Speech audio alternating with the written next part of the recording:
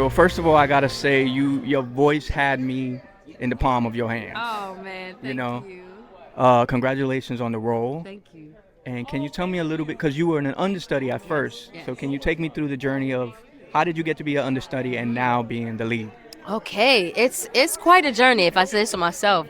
Well, I started with the project in 2017, and its very first workshop in its nucleus stages, and we were shopping alleys and just trying to figure out who was a good fit. I was actually Erica at the time, who is now Jessica, and then through the years, I stuck with it a little bit, and then we kind of disconnected for a couple years. But in 2023, I auditioned for the understudy part, and then I got a call back, and then they offered me the role, and then I started with them at the public, and then was an understudy uh, through the beginning of this year, and around the end of last year, they offered me the 2 month contract for lead. So yes, it's been a long journey. I like to combine the two, the 2017 journey all the way up until now, just because it's a just because it all gels together to make the story that we have now. You know what I mean? So, yeah. So what was that first night like to be on the lead and the spotlight literally on you? Whew. I will say, surprisingly, it caught me by surprise. Because again, I've been doing the role since May of last year, but I wasn't expecting it to feel as different as it did. I just thought it was just going to be another night, just a title change and all the things, but it felt completely different, and it took me by surprise in the best way. It was a new adjustment and a new rhythm that I had to learn as the lead, and a new pace and all the things that I had to learn as far as doing 7 shows consecutively in a week. But that first night was exhilarating and nerve wracking, and it brought up fears and insecurities, but then it brought up a feeling of triumph, and like literally every feeling that you can describe to encompass the journey since 2017 till now. Like that, I was feeling all of that, and it felt pretty good. It felt pretty good, yeah. And how has your routine changed from prior to now? Yeah, it's changed drastically.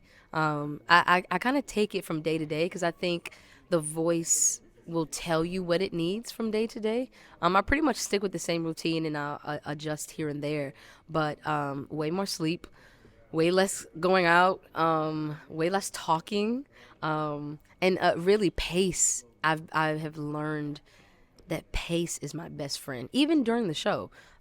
Just learning my rhythm of pace as far as what I need throughout the show. If I need to talk a little quieter and the sound needs to raise me up, or if I need to use my head voice for 2 shows in a day, or you know what I mean, like just allowing my body and my voice to tell me what it needs in the moment or from day to day, and just being okay with whatever that looks like, because it will look different from day to day. So yeah.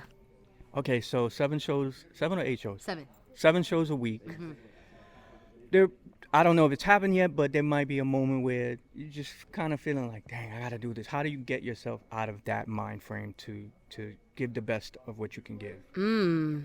I think because I have had that day, um, I think I find new ways to get excited about telling the story.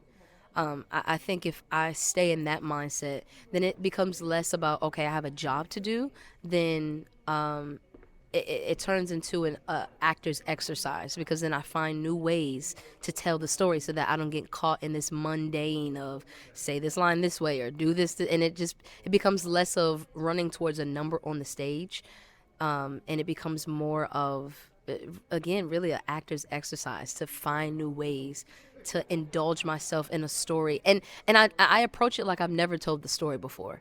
You know what I mean? And that helps on the day, because I think I had that day like last week. It was just kind of one of those days. You know what I mean? But I'm like, you know what? Let's do this story like I've never told it before, and that carried me the entire way. Okay, now the show is jam packed with songs from Alicia Keys' Yes. catalog. Yes. Do you have a favorite one to perform? Ooh, like you never see me again. That one is, first of all, it's just a beautiful song. Alicia has the gift of being a lyricist in the most amazing way. And so, again, in storytelling, I find a new joy. Like tonight was a completely different night because we didn't do it the same way we did last night. You know what I mean? Not that the words are different, but the feeling behind it is different. And I get to do it with Phil, who's my boy. And so I think that's my favorite song. But my favorite song in the show is Love Looks Better. You've been with it from the beginning, Right. but have you ever seen it like from an audience point of view? I mean, that might be hard. But And no, absolutely. When I was an understudy, we would have my fellow understudies and I. We would have a routine that if anybody went on for the first time, or if anybody was going on for the last time, we would sit out in the house and behind in the standing area and just enjoy the show like we've never seen it before, and scream with the audience. Sometimes we would be screaming louder than the audience members, and they'd be looking at us like we crazy. But yeah, we kind of made it a point. That's like our routine. So if anybody's going on for the first time or the last time, or we just feel like watching today, like we'll again stand in the back of the house and just kind of take it all in, because there's a difference between seeing the show as you're in the show, but it's a completely different experience seeing the show from the audience's point of view. And so yeah, I got a few shows in there. did you cry? Because I felt like I wanted to cry like 4 times. Oh yeah. Matter of fact, I cried so many times. I don't even want to tell you the number, but I definitely cried our very first preview. I cried opening night. I cried Malia's last show. I cried at the public. When Gianna, my fellow understudy, when she went on for the very first time. I sobbed like I was her mother. It was weird, you know what I mean? But we're just so proud of each other that those emotions just naturally show up. And so I have definitely cried more times. I'm not going to tell you the number, but I have cried. Yeah. And now you're starring alongside Tank, who's like a R&B king. Yes. How is that?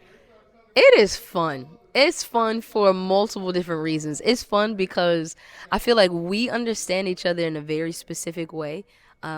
Because we both come from music first and then into acting and all things storytelling. And so as a musician, not to say that anybody else is not a musician, but there's a difference when you come from the music world and step into a completely new world. And so I feel like we understand each other in a very specific way there. And also, he's a big kid. I don't know if anybody knows that about him. Maybe that's a little secret. He's a big kid, and I am also a big kid. So it's just a good time. We're just goofy, and we're laughing and exchanging stories. And we push each other musically. We push each other acting-wise and storytelling-wise. So it's been an honor and a pleasure, for sure.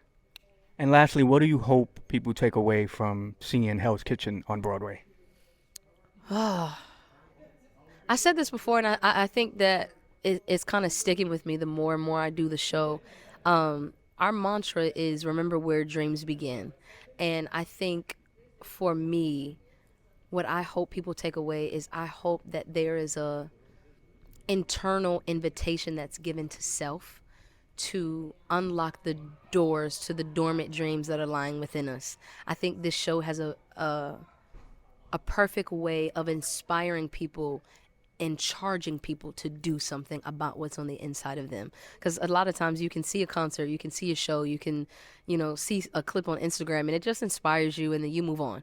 This show in particular, I think, inspires you, and it charges you into action and even into exploration, just to see what's on the inside of you, see what you haven't been giving a voice to, see what you've locked away and you've kind of shut away for a long time. It charges you to do something about what's on the inside of you. So I think, excuse me, I hope that this is an invitation to self, to allow yourself to unlock that door and to just do something about what's on the inside of you, because it's there for a reason.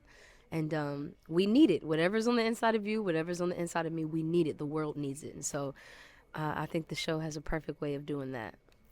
Amen. Jade over here preaching on a Wednesday night. We at church. I feel like I'm 2. All right, maybe 8. Okay. Or 6 or 4. You know what I mean? Or 6 or 4. Add them all up. Thank you. That was beautiful. Yes, ma'am.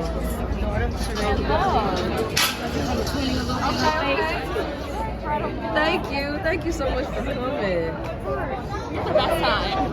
Yeah, y'all. That's a good audience. So we felt that. Big Jade.